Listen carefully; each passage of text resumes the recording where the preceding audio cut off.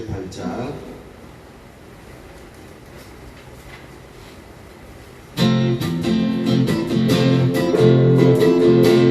주님의 임재 앞에서 주님의 임재 앞에서 본능의 날개 아래서 그의 능하신 행동을 귀하게 찬양해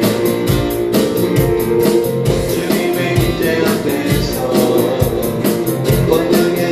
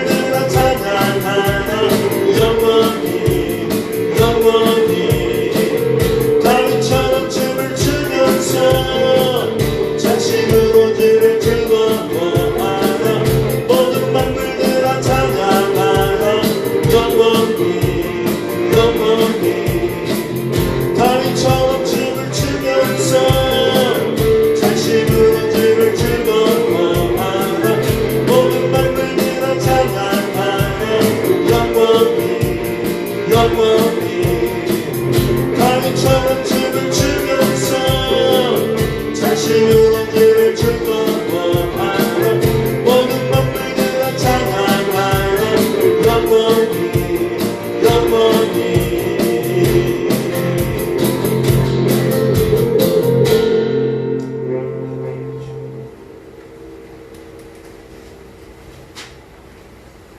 주화곡 194장입니다. 194장.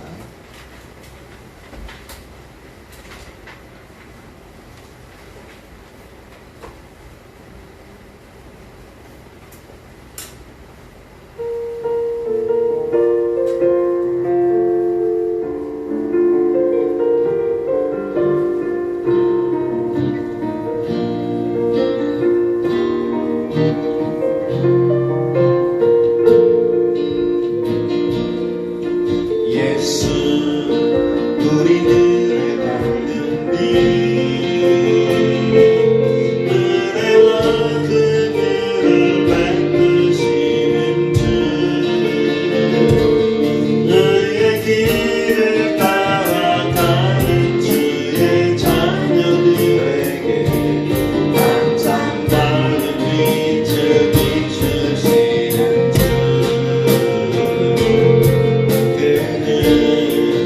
구원의 주 하나님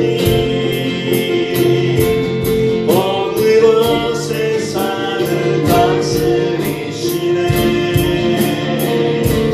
주를 경외하는 자들에게 부어주시는 놀라운 주님의 영광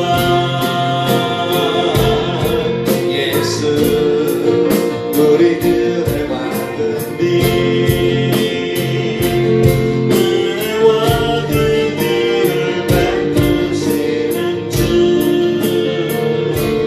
의의 길을 따라가는 주의 자녀들에게 항상 밝은 빛을 비추시는 주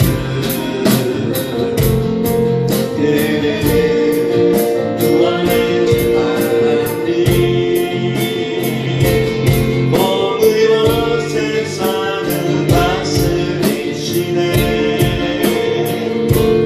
주를 경외하는 자들에게 부어주시는 놀라운 주님의 영광 하늘에서 찬란하게 빛나는 주의 영광 이 땅에 오셨네 어둠을 밝히는 새 생명 주시네 영원히 나의 예수님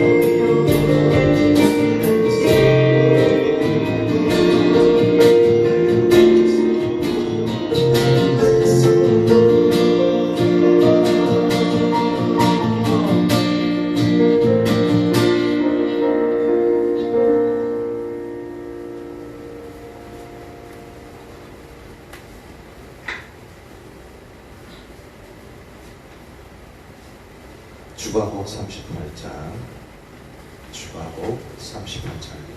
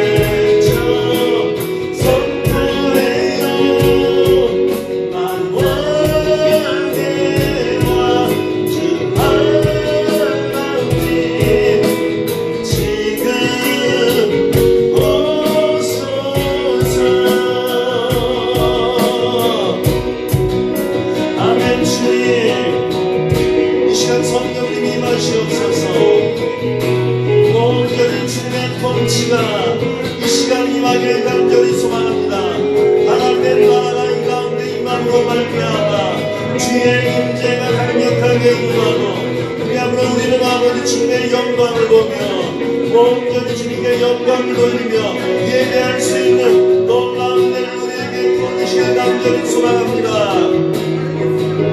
주님 당신이 우리에게 절대적으로 필요합니다. 하나님 우리에게 임하세요.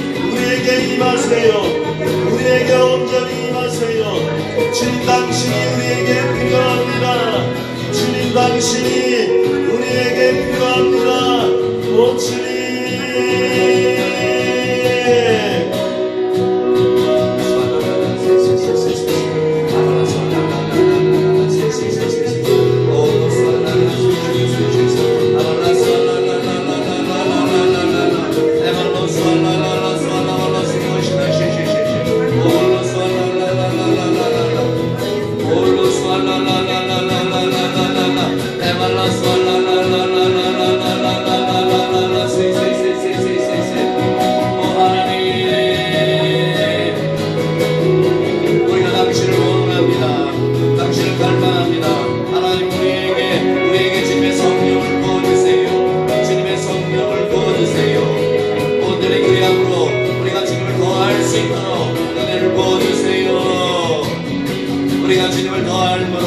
주의 말씀 가운데 순종하여 그렇게 주님을 온전히 따르는 그 자리에 우리가 있기를 원합니다. 할렐루야.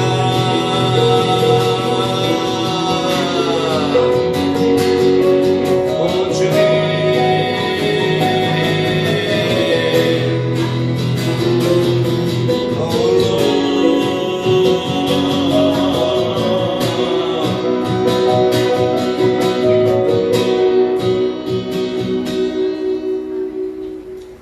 아멘. 주님 감사합니다. 예수님으로 기도합니다. 아멘.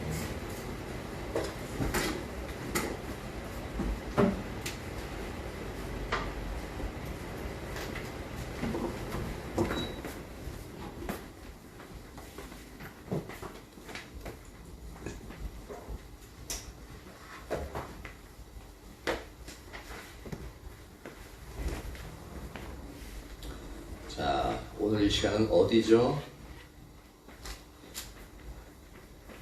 기억하시나요? 성경 본문은 어디입니까?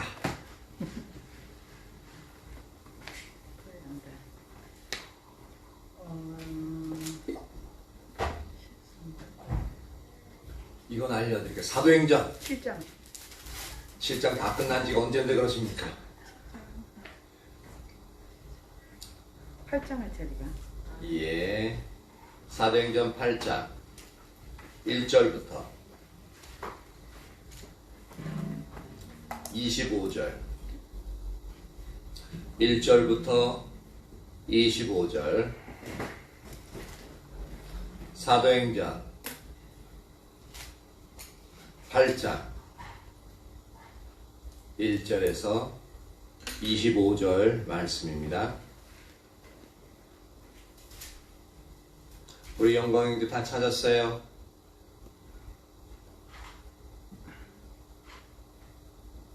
다 찾았죠? 빨리 찾으세요.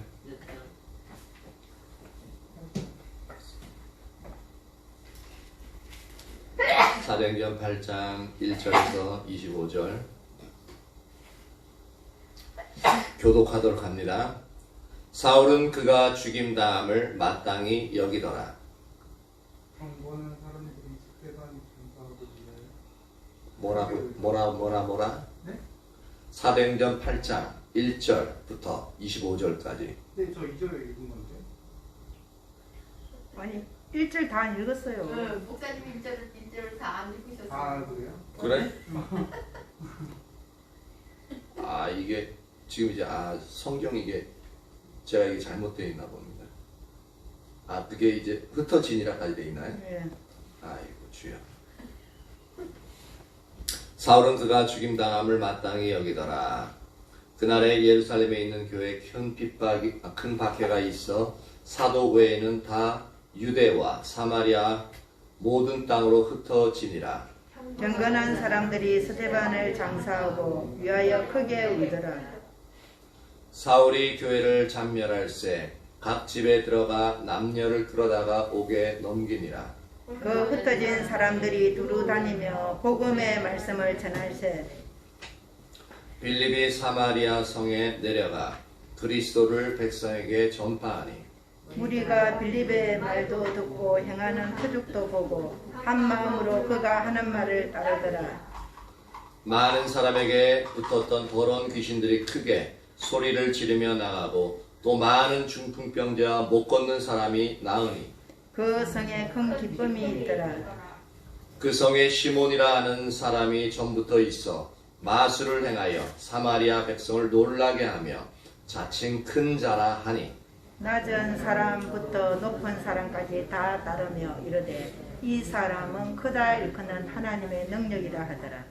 오랫동안 그 마술에 놀랐으므로 그들이 따르더니 빌립이 하나님 나라와 및 예수 그리스도의 이름에 관하여 전도함을 그 사람이 믿고 남녀가 다 세례를 받으니 시몬도 믿고 세례를 받은 후에 전심으로 빌립을 따라다니며 그 나타나는 표적과 큰 능력을 보고 놀라니라. 예루살렘에 있는 사도들이 사마리아도 하나님의 말씀을 받는다 함을 듣고 베드로와 요한을 보내매 그들이 내려가서 그들을 위하여 성령 받기를 기도하니 이는 아직 한 사람에게도 성령 내리신 일이 없고 오직 주 예수의 이름으로 세례만 받았을 뿐이더라. 이에 두 사도가 그들에게 안수하며 성령을 받는지라. 시몬이 사도들의 안수로 성령 받는 것을 보고 돈을 들여 이르되 이 권능이 내게도 주어 이 권능을 내게도 주어 누구든지 내가 안수하는 사람은 성령을 받게 하여 주소서 하니 베드로가 이르되 너가 하나님의 선물을 돈 주고 살 줄을 생각하였으니 너 응가 내가 함께 망할지어다. 하나님 앞에서 내 마음이 바르지 못하니 이 도에는 내가 관계도 없고 분깃될 것도 없느니라. 그러므로 너의 이 악함을 회개하고 주께 기도하라. 혹 마음에 품은 것을 사하여 주시리라. 내가 보니 너는 악독이 가득하며 불의에 매인 바 되었도다. 시몬이 대답하여 이르되 나를 위하여 주께 기도하여 말한 것이 하나도 내게 임하지 않게 하소서 하니라. 다 같이 두 사도가 주의 말씀을 증언하여 말한 후 예루살렘으로 돌아갈새 사마리아인의 여러 마을에서 복음을 전하니라. 아멘.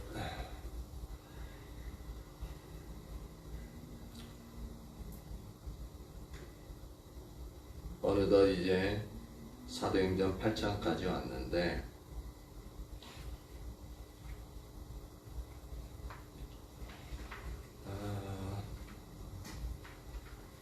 이제 이 대목은 스데반이 이제 순교했죠, 그죠?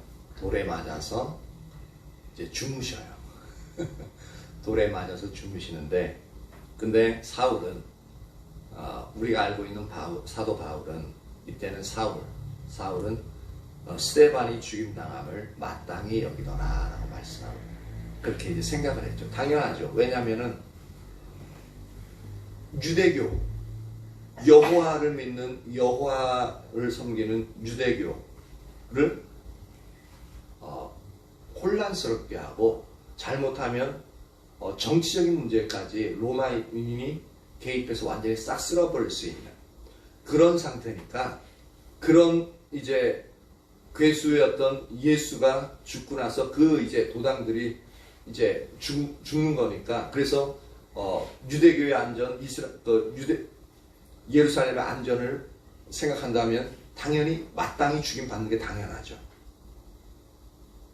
그러니까 이게 지극히 이제 인간적인 그러니까 그 당시에 있어서 지극히 그들의 사고방식의 당연한 영역이었습니다.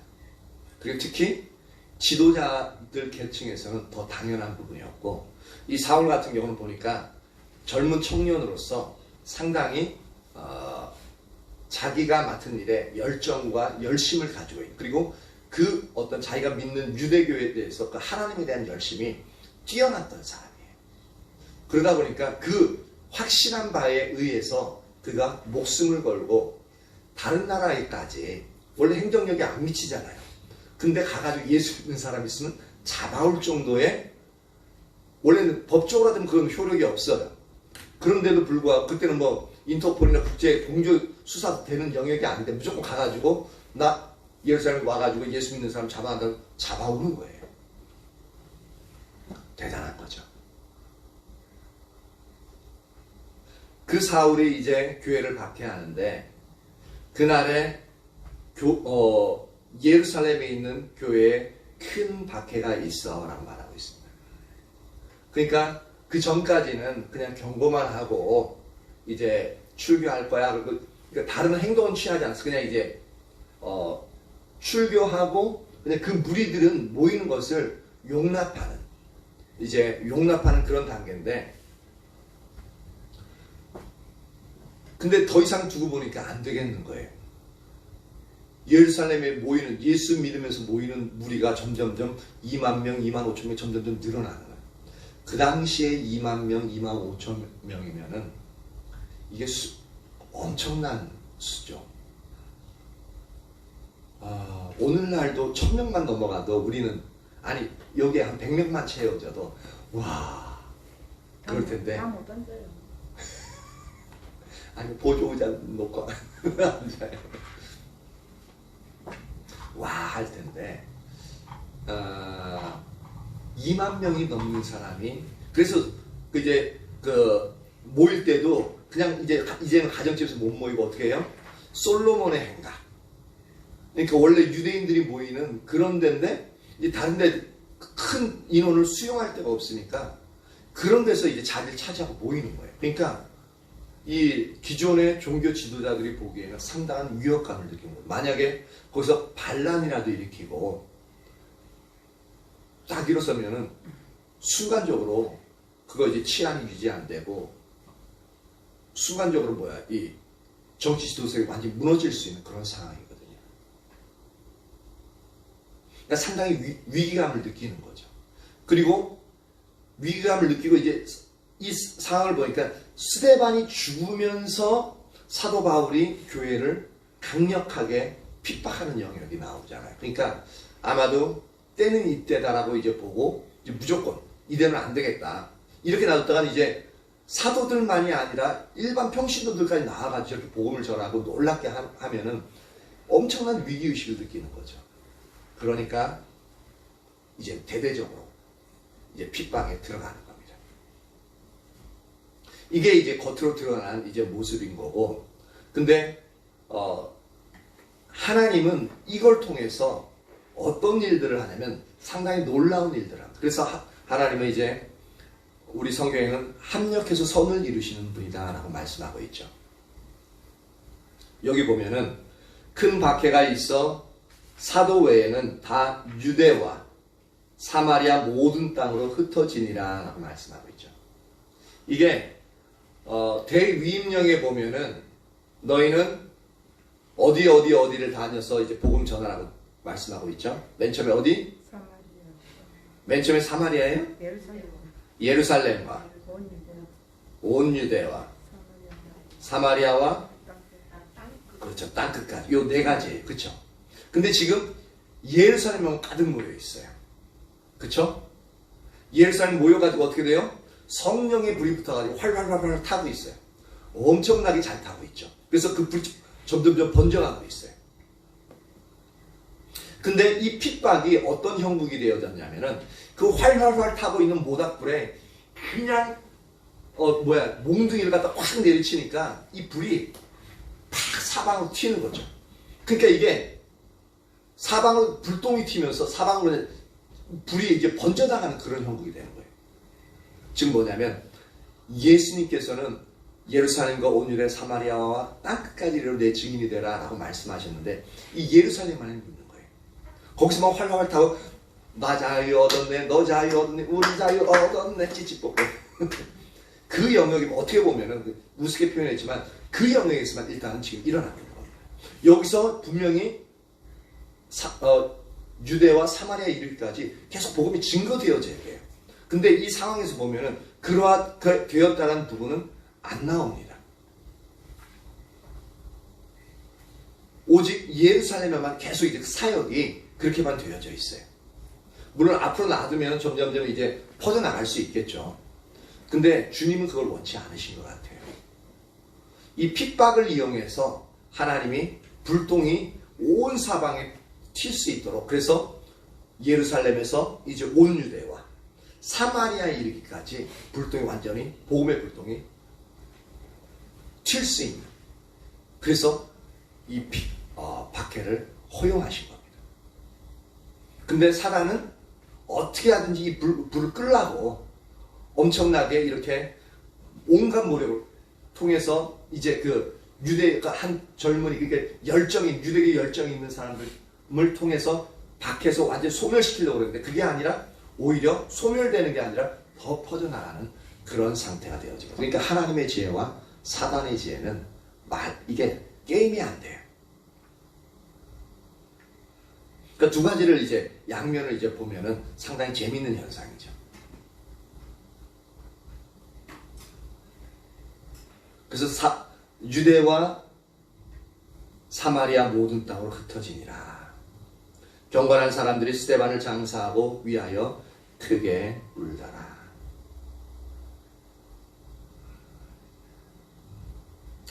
사울이 교회를 장멸할 때 각 집에 들어가 남녀를 끌어다가 오게 나오게니라. 그러니까 예루살렘 할 것 없이 막 이제 그러니까 일단은 예루살렘에 이제 흩어지긴 하는데, 이렇게 각 집에 들어가서 남녀를 끌어다 오게 이제 가두니까 도망갈 수밖에 없잖아요. 그러니까 온 유대와 사마리아까지 이렇게 퍼지는 겁니다. 그러니까 이제 4절에 이제 그게 나오죠.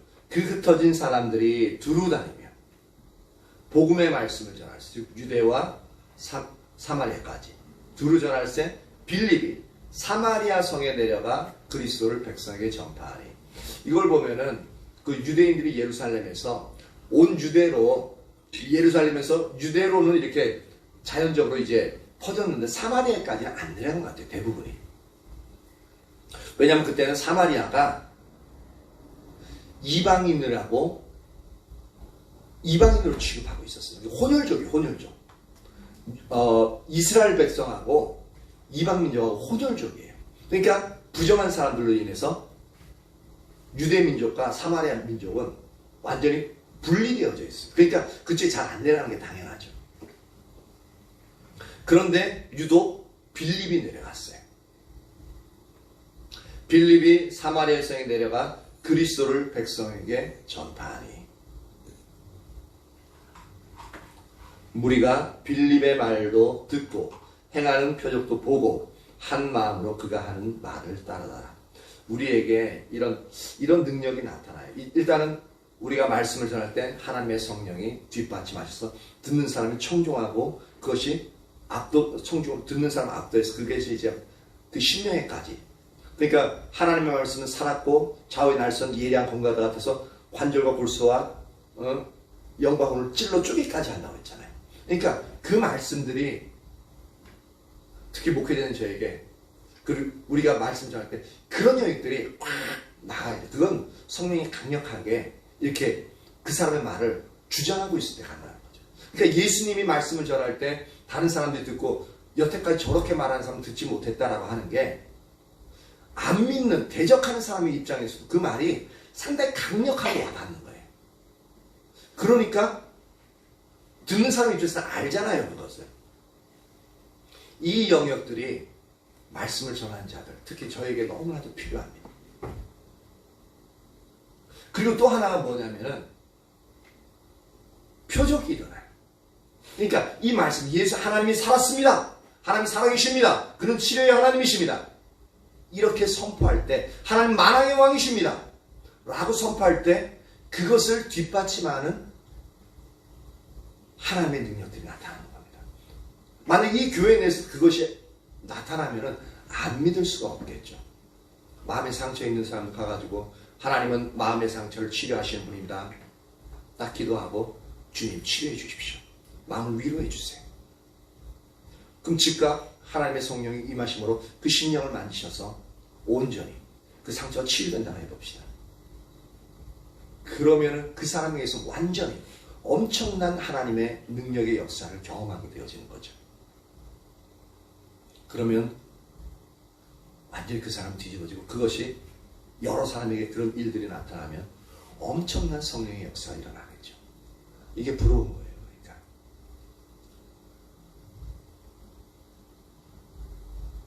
말씀을 전하는 자에게 이 능력이 나타나야 되고, 그리고 빌립은 안수 집사였죠. 그죠? 평신도였어요.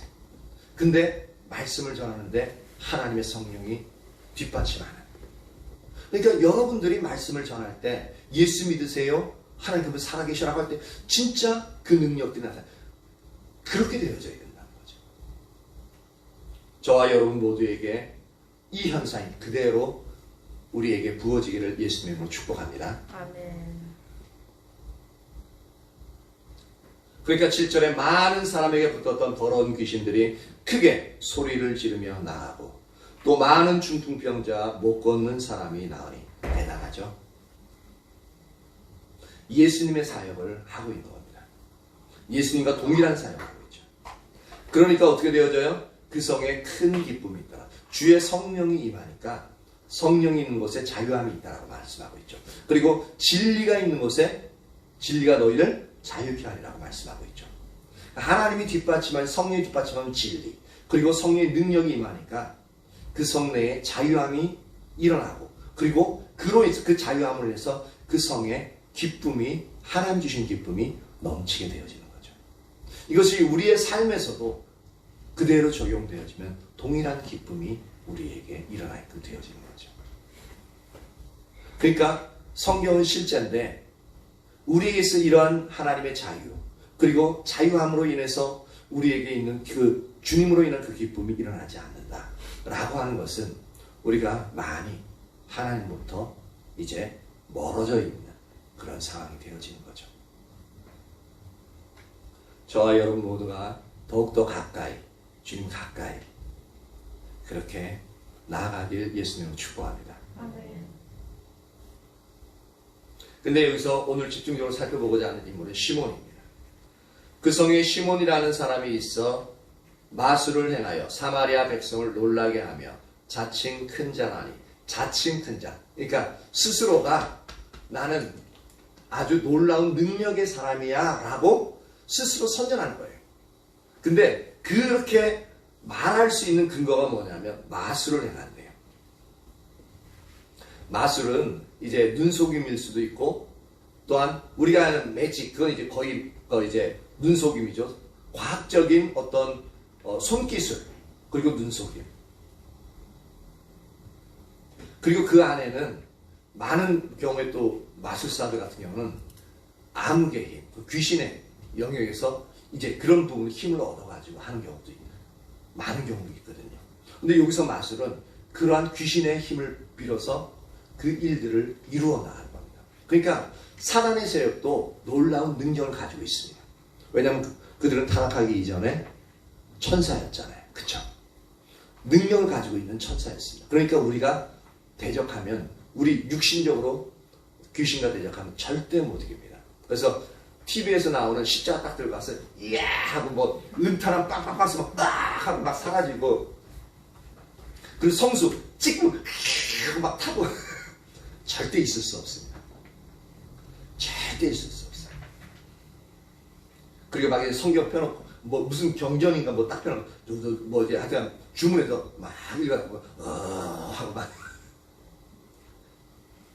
그거는 이전에 마술을 행하던 그런 어떤 술법 중에 하나입니다. 술법이에요, 술법. 근데 그런 영역의 부분을 시몬이 해왔어요. 그런데 그것을, 귀신도 급이 있잖아요. 그죠? 무당도 급이 있다는 거 아시죠?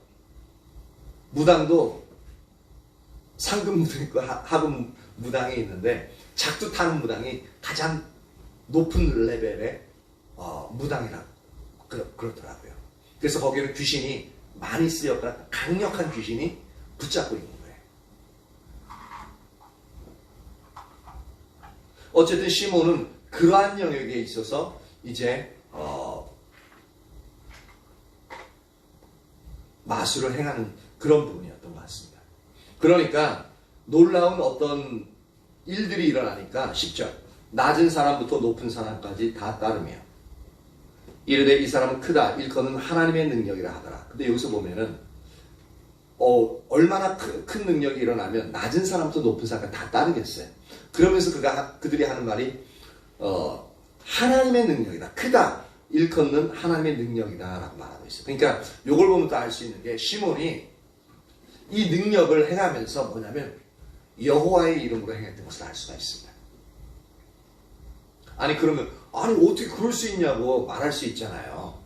근데 고린도전서에 보면 사단도 광명의 천사로 그렇게 변장해서 그 일들을 한다라고 분명히 우리가 이제 말씀드려서 알고 있죠. 그러니까 거짓말을 하는 거짓의 압이기 때문에 충분히 그럴 수 있어요. 그렇게 하면서 자신의 존재를 숨기는 거죠. 자신의 존재를 숨기고 그리고 다른 사람들에게 더 친근하게 다가갈 수 있고 이제 그러면서 이제 그들을 흑암 가운데로 이끌어가는 사단의 전형적인 수법이죠.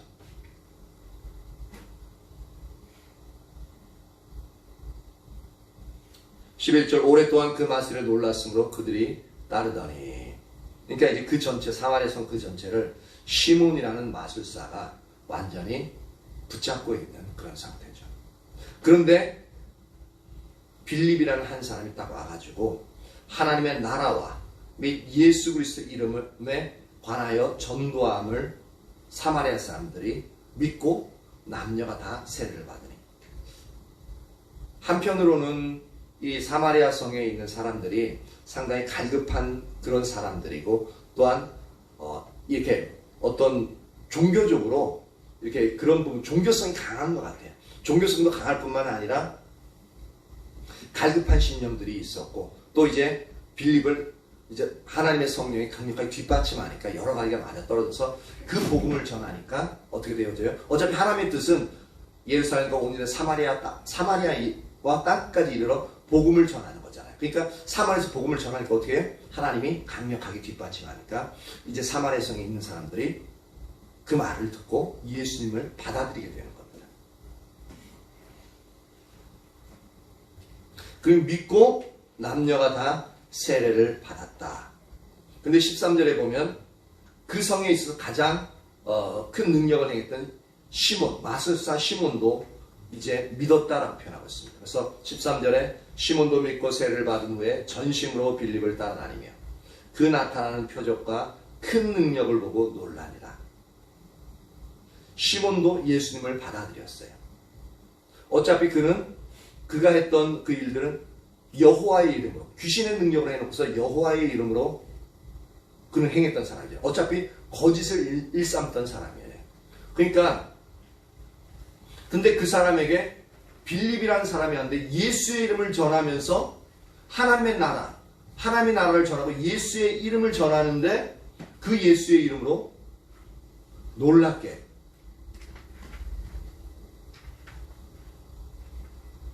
이제 병나음이라는 기적과 표적이 나타나니까 시몬이 놀라서 그러니까 더 큰 자기보다 자기는 행할 수 없는 그 능력들이 있잖아요.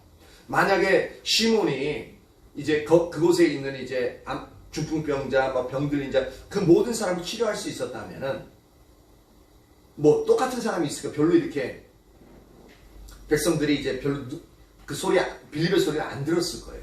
근데 일단은 시몬보다 놀라운 월등한 능력으로 치유가 일어나고 귀신이 쫓겨나고 그리고 그것이 예수의 이름으로 되어지고 예수 이름이 선포되어지니까 그 예수님을 믿지 않을 수가 없다라는 거죠. 그러니까 시몬 같은 경우도 자기보다 더 큰 능력인 사람이 나타나니까 어떻게 됩니까? 일단 능력이 있는 사람이 더 큰 능력이 나타나면 어떻게 돼요? 거기 밑에 굴복할 수밖에 없습니다. 그러니까 이걸 보면은 전심으로 빌립을 따라다니며 그 나타나는 표적과 큰 능력을 보고 놀라니라 라고 되어져 있어요. 근데 시몬이 이게 믿었다라는 표현을 쓰는데 근데 시몬이 추구하는 것은 인격적인 구주 예수 그리스도가 아니라 오히려 빌립이 행하는 놀라운 표적과 큰 능력에 더 관심이 있었기 때문에 이렇게 전심을, 즉 열심을 가지고 빌립을 쫓아다녔던 것 같아요. 아니 그거 어떻게 추측할 수 있냐, 진짜 믿었을 수도 있지 않느냐라고 이야기할 수 있습니다. 그렇죠? 그런데 23절을 보면 알 수가 있습니다.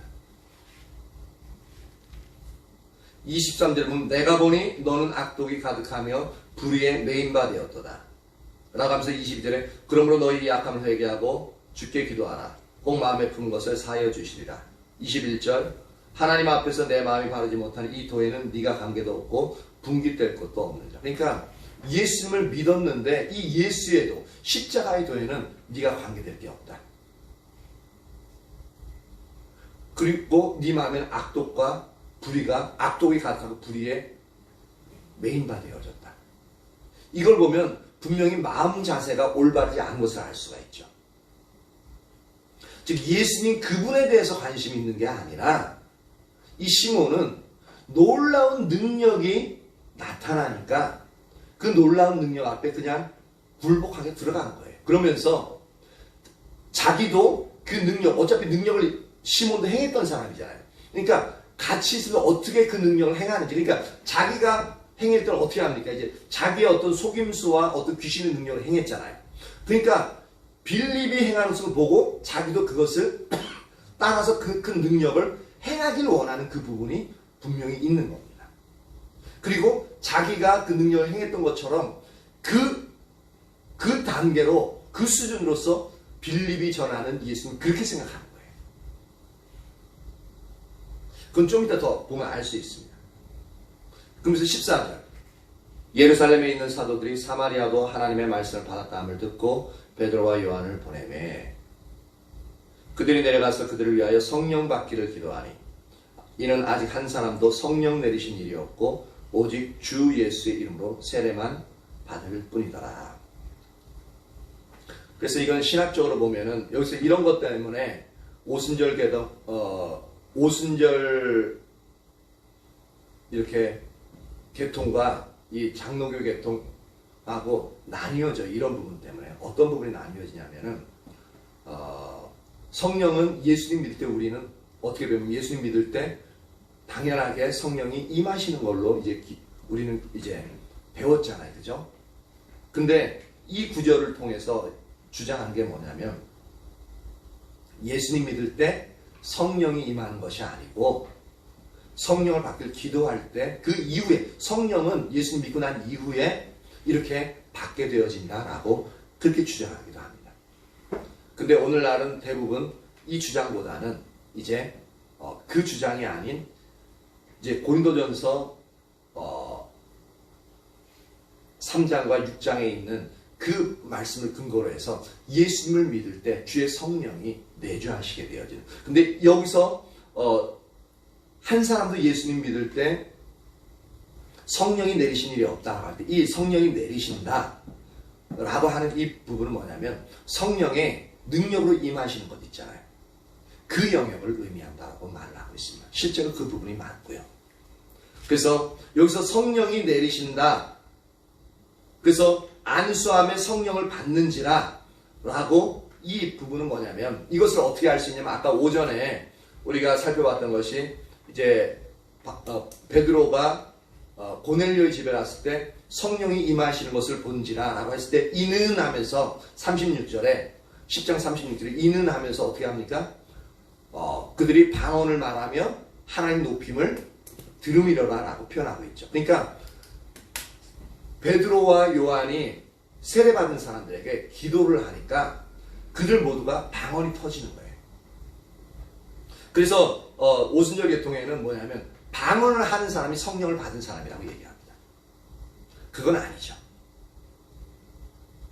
근데 그렇게 충분히 오해할 수 있어요. 근데 성경은 뭐냐면 어떻게 봐야 돼요? 입체적으로 봐야 된다고요. 요 한 구절만 보는 게 아니라 입체적으로 보면 먼저 성령은 내주하시고 그리고 나서 이제 성령이 외적으로 임하면서 이제 성령의 능력이 임하니까 방언이 터지고 그리고 하나님을 높이는 그런 상황이 되어지는 겁니다. 그러니까 이 시몬 베드로가 딱 이제 시몬 베드로가 아니죠. 이제 마술사 시몬이 이제 베드로와 요한이 안수할 때마다 성령이 내리시고 방언 터지는 걸 보니까 신기하잖아요. 그리고 빌립보다 더 높은 단계의 사도들이 왔잖아요. 그러니까 그래서 상당히 그 이제 빌립한테 뭔가를 얻을까 하고 막 쫓아다녔는데 이건 더 높은 사람들이 왔어요. 손 얹으니까 방언 터지고 막 그러고 그러니까 기본적으로 뭐냐면 말씀도 전할 뿐만 아니라 놀라운 능력도 나타났잖아요. 그러니까 이제 눈이 뿅 간 거예요. 그러니까 어떻게 하면 저 능력을 얻을 수 있을까 생각을 하게 되는 거죠. 그러니까 그 행동이 뭐 어떻게 했어요? 그 다음에 18절 읽습니다. 자, 시작. 시몬이 사도들의 안수로 성령 받은 것을 보고 19절도 이르되 이 권능을 내게도 주어 누구든지 내가 안수하는 사람은 성령을 받게 하여 주소서.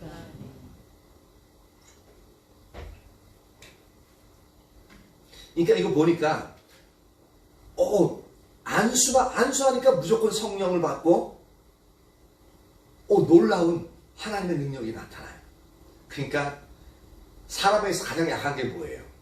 여태까지 막 마술을 하면서 그가 가장 소중히 여겼던 게 뭐냐면 재물들이었거든요. 그래서 그 재물을 갖다가 나랑 그러니까 자기와 똑같게 보는 거예요. 그러니까 그 안경을 끼고 있으니까 상대방도 그렇게 볼 수밖에 없는 거예요. 그러니까 여기에 넘어갈 거라는 얘기죠. 그래서 아마도 되게 많은 돈을 갖다 바친 것 같아요. 그러면서 이 권능을 내게도 주어 누구든지 내가 안수하는 사람은 성령을 받게 하여 주소서. 이게 일반적인 생각이죠. 그죠? 근데 이 마술사 시몬의 이런 사고방식, 가치관이요, 우리에게 그대로 있다는 것을 알아야 됩니다. 마술사 시몬 같은 경우는 예수님을 믿을 때 인격적으로 믿은 건 아닌 것 같아요. 인격적으로 믿은 게 아니라 자기의 목적, 놀라운 능력을 보니까, 그러니까 내가 복받기 위해 믿는다고 보면 되는 거예요. 예수 믿으세요. 예수 믿으면 복 받습니다. 그리고 저기 이제 부흥회 막 이제 한참 이제 할 때 보면 부흥회 딱 해놓고서 뭐라 그러더라? 능력, 물력, 하여튼간 여러 가지 모든 만사형통에 그 집회 참석하면 빚도 갚고 막 이제 그렇게 한다고 하여튼 그렇게 딱 플랜카드 써놓은 게 여러 번 봤거든요.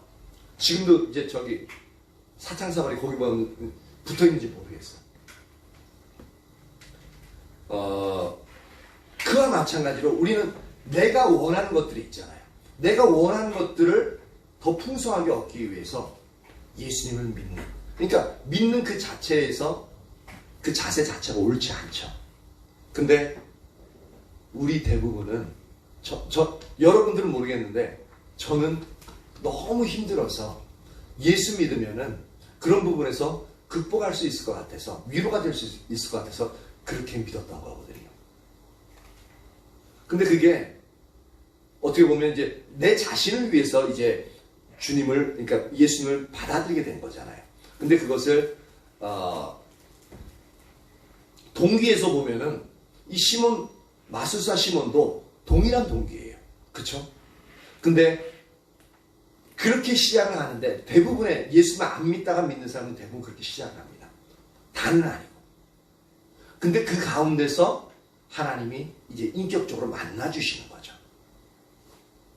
그러니까 오늘날 제가 있을 수 있게 된 거고, 아마 여러분의 대부분도 모태신앙 빼놓고서는 그렇게 이제, 그러니까 거의 다 모태신앙이네?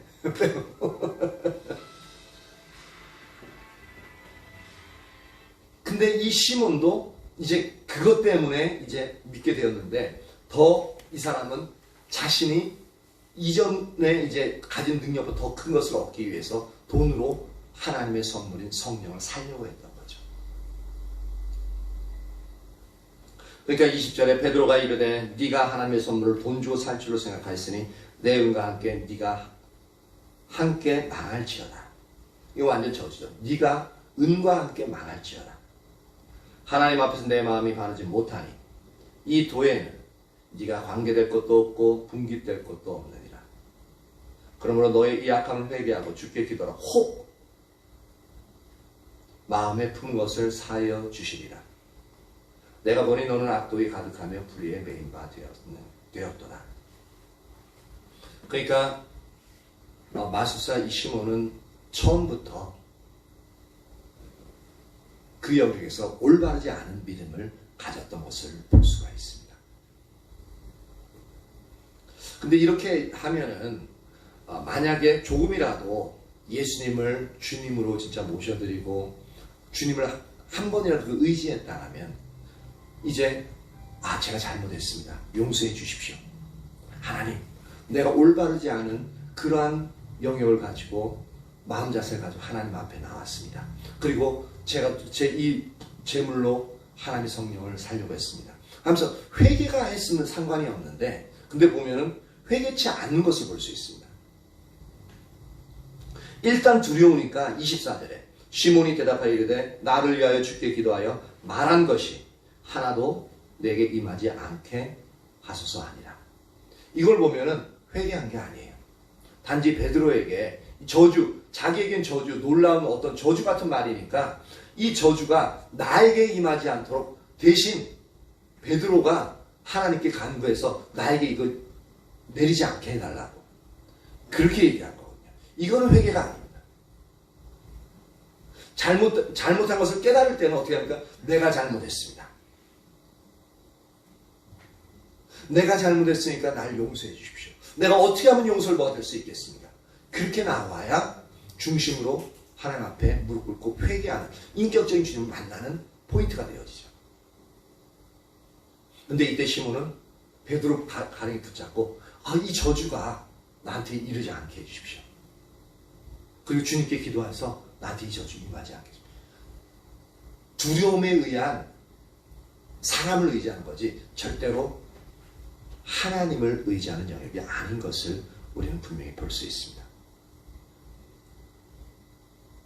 이게 우리가 저지를 수 있는 오늘날 우리도 이러한 영역들을 많이 저질 수 있는 부분입니다. 상당히 무서운 부분이에요. 이 시몬은 이렇게 참 나쁘다라고 말할 수 있지만 어떻게 이렇게 안 보일까라고 할 수 있지만 우리도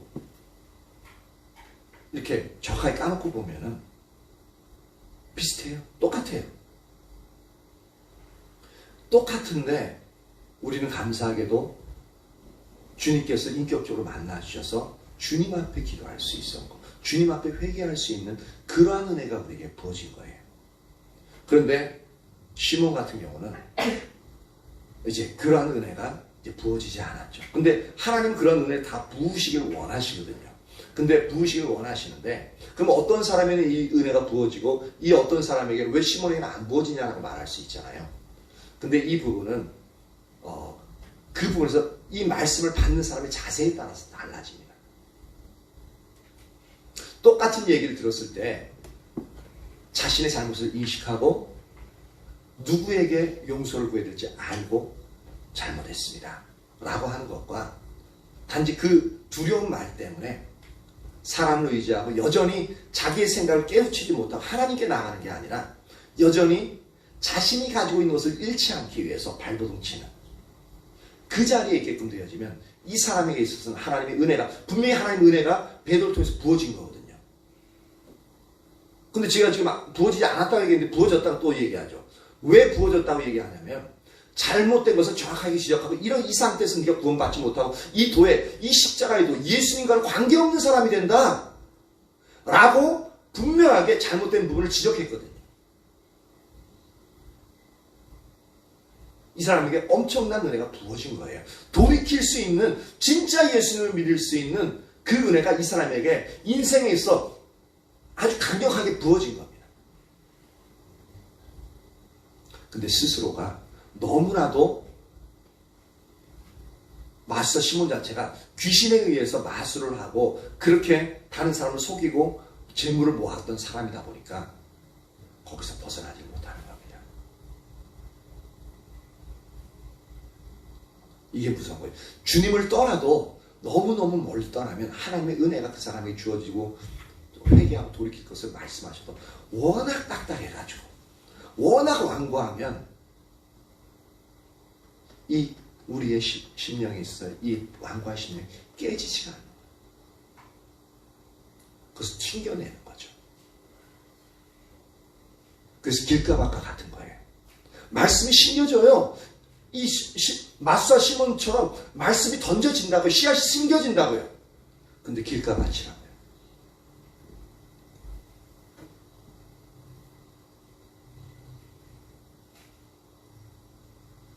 우리가 말씀을 받지 않으면 이렇게 될 수가 있다는 겁니다.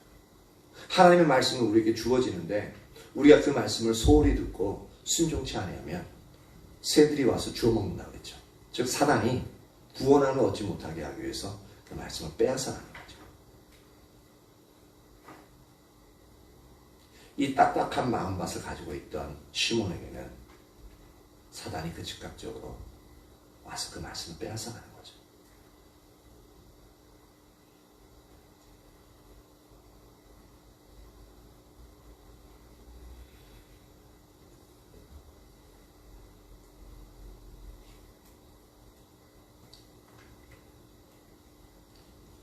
이 영역에서 그래서 우리가 오전에도 살펴봤던 것 부분에서 내가 잘못한 줄은 알겠고 하나님 은혜가 필요한 줄은 알겠는데 그 애통함 자체가 없다라는 거죠.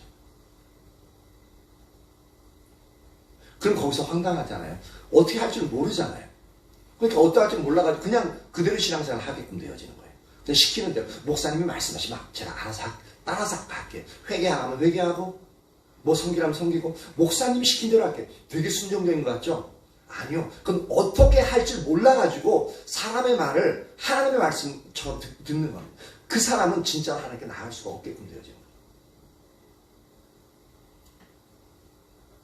서로 구원 얻을 수는 있어요. 근데 주님과의 인격적인 관계 속에서 하나님의 길을 따르는 일들은 거의 하지 못하게끔 되어지는 거죠. 그냥 종교적인 생활을 열심히 하다가 하게 되어지는 거예요. 많은 경우는 이런 사람들 불 가운데서 얻은 부끄러운 구원을 얻을 수 있다는 겁니다. 자기 영혼은 구원을 얻지만 받을 것은 하나도 없는. 책을 읽다 보니까 그전에도 그런 얘기 들었지만 가끔가다 듣긴 했는데 이 주님을 직접 만나고 주님과의 친밀한 교제 가운데 있는 사람들 통해서 그런 부분들을 이제 물론 그걸 분별하면서 보아야 될 부분이 있는데 근데 여러 사람들이 이렇게 경험했던 체험했던 부분들을 보고 성경적으로 이것이 합당한가를 쭉 보면은 합당하다고 여겨지는 영역 중에 하나가 뭐냐면 주님을 자기 목숨을 다해 사랑하는 사람일수록 천국에 가서도 주님 가장 가까이에 있게 되어진다는 겁니다.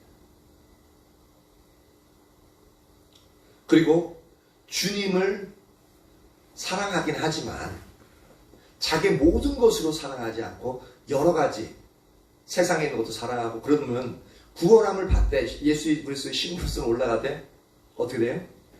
저 멀리. 왜냐면 앞에 주님을 목숨을 다 바쳐 사랑하는 사람들이 더 앞에 있잖아. 그러니까 하나님은 절대적으로 공의로운 분이에요. 그러니까 합리적인 분이에요. 그러니까 어떻게 돼요? 먼저 그 사람들이 예수님 주위에 있는 건 당연하겠죠. 그러면 그렇지 않은 경우는 거기에 끼지도 못하죠. 그러니까 저 멀리 있을 수밖에 없는. 그러니까 주님의 영광의 빛을 빛에서 멀리 떨어져서 그냥 멀찍이 쳐다볼 수밖에 없는. 어떻게 보면 슬픈 영역인 것 같은데 그래도 지옥 가는 것보다 100배, 1000배 낫죠.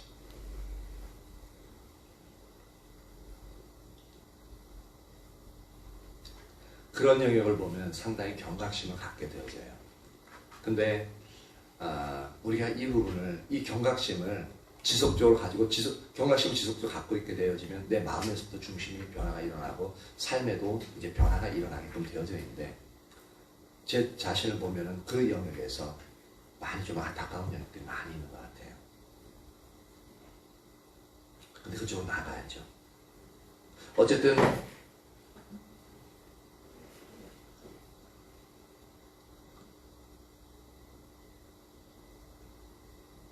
주님께 가까이 있는 것.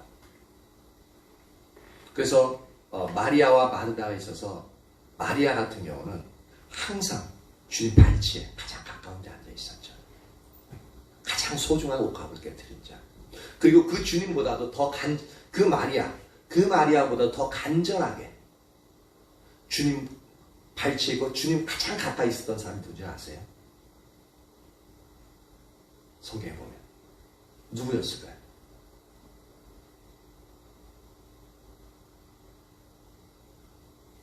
일곱 귀신 들렸다가 이제 고침을 받은 막달라 마리아였습니다.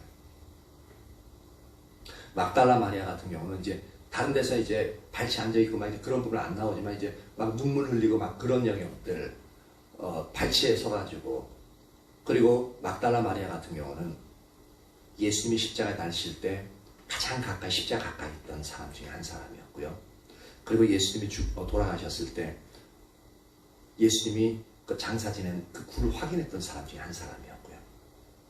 그리고 새벽에 안식일 끝나고 나서 그 다음날 가장 먼저 이제 향품을 가지고 예수님 몸을 바르기 위해서 쫓아갔던 세 사람 중에 한 사람이었고요.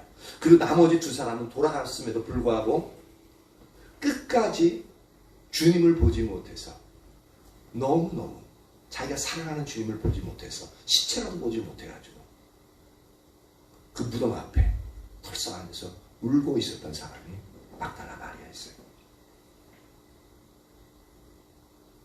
간절하게 주님을 사랑했던 한 여인이죠.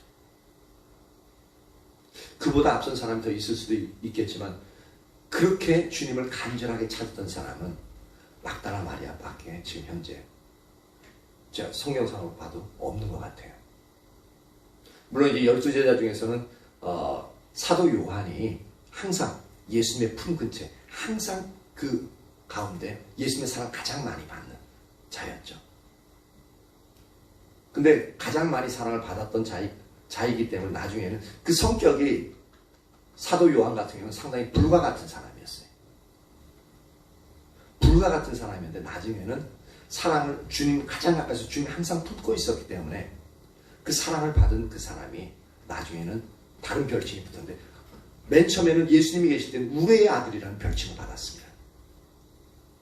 근데 나중에는 어떤 별칭을 받았냐면 사랑의 사도라는 별칭을 받았습니다. 가장 사도 중에서 가장 예수님 가까이 있었던 사람이죠.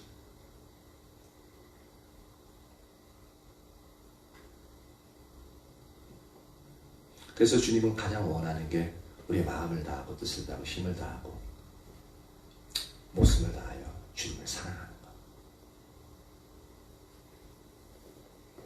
저와 여러분 모두가 그 자리에 있길 축복합니다. 두 사도가 25절 주의 말씀을 증언하여 말한 후 예루살렘으로 돌아갈새 사마리아 일의 여러 마을에서 복음을 전하니라. 이렇게 이제 그렇게 이제 모든 사람들에게, 예수 믿은 사람들에게 기도해주고 성령 받게 한 다음에 또 두 사도가 말씀을 증언하고 그리고 나서 이제 예루살렘으로 돌아가는 거죠.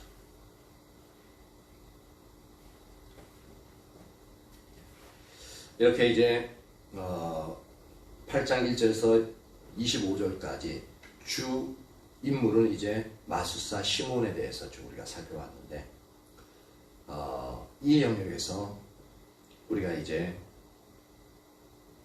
분명히 인식해야 될 것은 예수님을 믿기 이전에 우리가 가졌던 생활 습성들 있잖아요. 내가 기준으로 삼고 있던 것들, 그리고 내가 추구해온 방식들 있잖아요. 그러한 모든 영역들이 하나님께 나아가는데, 하나님과 친밀, 하나님께 인격적인 교제를 나가는데 엄청난 방해가 된다는 사실입니다. 이 마술사 시몬 같은 경우는 이 현재상으로 보면은 구원함을 이루지 못한, 구원을 얻지 못한 상황으로 나갔습니다. 왜냐하면 그가 귀신과 접해서 모든 능력을 가지고 있던 그 부분들을 전혀 버리지 않고 있어요. 그 욕심을 전혀 버리지 않고 있어요. 우리가 예수님을 믿으면서 주님을 추구하면서도 우리가 이전에 내가 가지고 있던 삶의 경험으로 인해서 가지고 있던 그 삶의 기준들, 그 기준과 항상 판단하잖아요. 그 기준들과 또한 그 삶의 방식들을 가지고 있고 여전히 그것을 버리기 싫어하면 절대로 하나님 관계에서 더 친밀하게 들어갈 수가 없다는 겁니다. 저와 여러분 모두에게 있어서 이 부분이 선명히 보여지기를 축복하고요. 그래서 주님을 추구한다면 우리에게 있어서 우리가 기준으로 항상 가지고 있는 영역들, 그 영역들을 온전히 주님이 우리에게 지적해 주실 때 온전히 버리는 저와 여러분 되어지길 축복합니다. 시간이 많이 흘렀네. 예, 반주자 나오고요.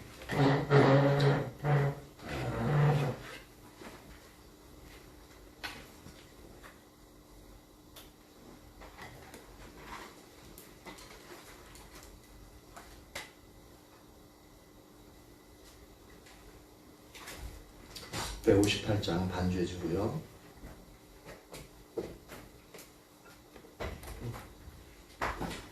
앉아있어요. 앉아있어. 나오라는 게 아니라 앉으라는 소리였어. 주하고 158장 반주해 주시고 우리는 좀 시간이 얼마 안 남았으니까 기도하죠. 기도하는데 우리가 마술사 시몬일 수 있다는 겁니다. 물론 그 정도의 차이는 있죠. 그런데 우리가 여전히 우리가 좋아하는 것들, 내가 기준으로 삼고 있는 것들, 삶으로 여태까지 살았던 방식들, 진짜 내려놓지 않은 것들 너무 많습니다. 내려놓기 싫어하는 것들이 너무 많아요. 그러면 결과적으로 마술사 시몬과 동일해져요. 주님과의 친밀함을 추구하지만 주님과의 친밀함 가운데 나갈 수 없어요. 그러다 보면 하나님의 놀라운 능력으로 우리의 삶 가운데 뒷받침되지 않습니다. 맨날 고민하고 그 자리에 뱅뱅 돌게 되어지는 거죠. 그런 모든 영역들 우리에게 선명히 비추어달라고 기도하고요. 비춰지는 영역들 회개하면서 그게 주님의 은혜를 구하는 시간 갖도록 하겠습니다. 할렐루야 할렐루야 로스이시시시. 성령님 이 시간 충만히 임하시옵소서. 성령님 이 시간 빛으로 임하사 우리에게 있어서 어두운 영역들 하나하나를 더 비추어주세요. 하나님이 우리의 삶을 살아오면서 우리가 기준으로 삼고 있던 삶의 경험들, 우리의 기준들 하나님이 하나하나 보게 하시옵소서. 하나님의 기준이 아니라 나의 기준, 하나님의 방법들이 아니라 내가 경험한 방법들을 주장하는 것들, 하나님이 이것이 얼마나 어리석은 것이며 이것이 얼마나 하나님이 우리를 통해서 역사하신 것을 방해하는 우리의 삶의 모습이요, 하나님의 역사를 방해하는 소멸시키는 삶의 모습인지 분명히 보게 하여 주십시오. 그러하기에 우리가 하나님을 추구하지만 하나님과 더 가까워질 수 없는 원인이 여기에 있음을 선명히 보게 하여 주십시오. 그리고 우리가 좋아하는 육신의 것들, 이것을 버리길 싫어하기에 하나님께 더욱더 나갈 수 없고 하나님께 나갔다가도 미끄러져서 넘어질 수밖에 없는 그러한 자리에 있다는 것을 선명히 보게 하여 주십시오. 하나님 우리를 불쌍히 여겨주십시오. 하나님 우리를 불쌍히 여겨주십시오. 내가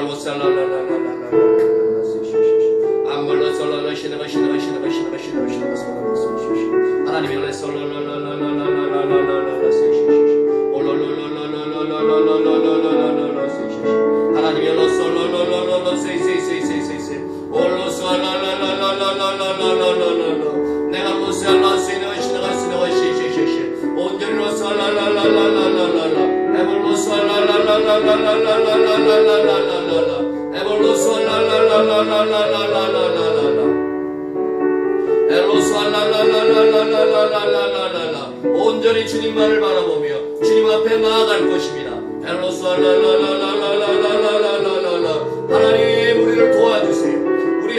어두운 영역들 더 선명히 비추어 주세요. 그리하여 우리에게 있어서 아버지 어두운 영역 가운데 우리가 아버지여 끌려다니지 아니하게 하시고 우리가 주님의 빛 가운데로 나와 회개하고 돌이키고 온전히 주님을 기준을 따르며 하나님이 말씀하신 그 길들을 따르고 또한 죄악의 길에 서지 아니하며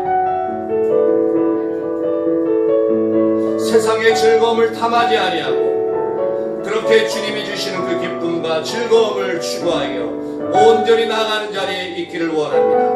나오니 주님 우리에게 그 은혜를 부어주십시오. 성령님이 임하세요. 우리가 더 이상 올바르지 않은 삶의 모습들 가치관들로 인하여서 하나님을 슬프게 하는 일들을 하지 않게 하시옵소서. 하나님 우리에 있어서 세상의 것을 아버지 좋아함으로 그것을 끊기를 싫어하는 삶의 모습들 그 중심들 하나님이 용서하시옵소서. 하나님 아버지 용서하시옵소서. 날로살라시노시시시 날로살라라라라라라라라라라라라라 에발로살라라라라라라라라라라 엘로살라라라라라라라라라라 우리를 용서하여 주세요. 우리를 용서하여 주세요. 하나님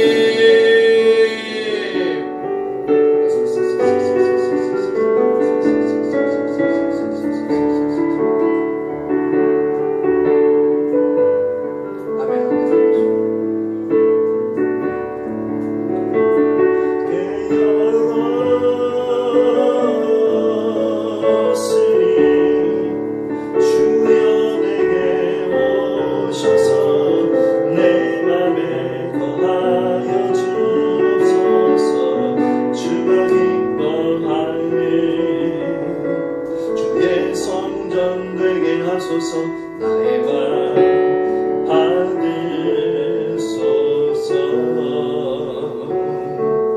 오셔서 주님의 처소 삼으소서.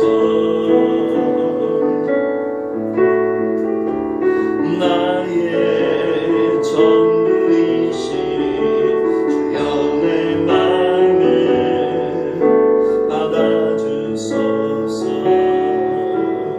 하나님이 우리의 마음이 진실하게 하시옵소서. 우리의 마음이 온전히 진실하고 주님 앞에 나아가게 하시고 주님만을 추구하고 주님만에서 기쁨을 추구하고 그래야 우리의 삶의 모습들이 세상에서 추구하는 것들을 버리고 주님 안에서 추구하며 그렇게 하나님만을 따라 달려나가는 그러한 자리에 있을 수 있도록 인도하여 주옵소서. 하나님 주님이 말씀하시는 것들을 우리가 이해가 되지 않고 우리가 보기에 즐거울 것 같지도 않고 기쁠 것 같지도 않다 할지라도 주의 말씀에 일단 순종하여 나가는 그러한 자리에 나갈 수 있게 하여 주시옵소서. 우리의 마음 가운데 주님의 사랑을 더욱더 부어주옵소서. 하나님의 마음을 더욱더 부어주십시오. 그래서 주님을 추구하는 자리에 우리가 있기를 원합니다. 하나님이 복 주셔서 거룩하게 하신 이날 이 저녁에도 주님을 사모하여 주님을 찾기 위해 나온 주님의 자녀들을 보십시오. 하나님 우리에게 은혜를 부어주십시오. 온전히 주님만을 사랑할 수 있는 그 은혜를 부어주십시오. 그래 주님 앞에 더욱더 나아가고 주님을 기쁘시게 하는 그 자리에 있을 수 있게 하여 주십시오. 감사합니다 주님. 감사합니다 주님. 돌아가는 발걸음 주님 지켜주시고 편히 쉴 때에 평안케 하시며 새 힘으로 그들을 충만케 하여 주옵소서. 주님 주시는 위로와 안심으로 그 마음을 흡족해 하시고 주님의 함께 하사 하나님의 길들을 보며